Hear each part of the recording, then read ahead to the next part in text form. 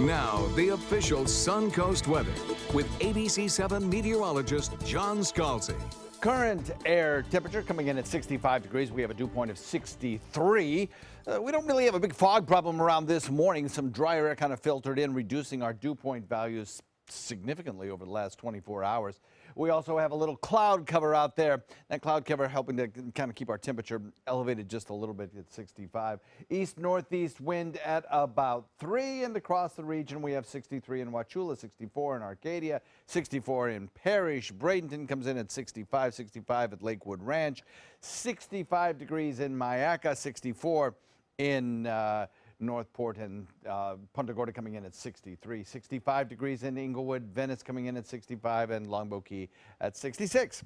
So that covers the landscape temperature-wise. The frontal boundary stuck to our south covers our landscape with cloud cover.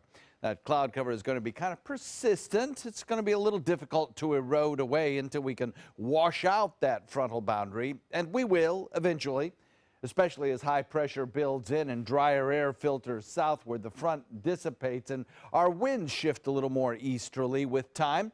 That will allow for a warm-up as we head into the weekend. A frontal boundary will approach before then and really not do much more than elevate our wind speeds a little bit. You'll hardly notice its passage here on Friday. Slightly cooler weather, lots of cloud cover around today, and then sunnier skies on the way, on the doorstep, if you will. So if you look at the cloud pattern, you'll notice a general west to east motion of these clouds, an indication that there's no cold air draining down the plains and heading our way. Really, for us to get cold, we need to see areas of the Midwest get really cold and that weather dive straight down the spine of the state. And that's not happening. Nowhere do we see that occurring for probably the next 10 to 14 days. We have some drier air just to the north of us. That drier air will erode away the cloud cover with time, and that'll give us more sunshine tomorrow. And yes, the northeasterly wind will drive down some slightly cooler air. But even so, our temperatures will remain above average over the next several days. We should be at about 72 for a daytime high. We should be in sweater weather. But nope, not happening.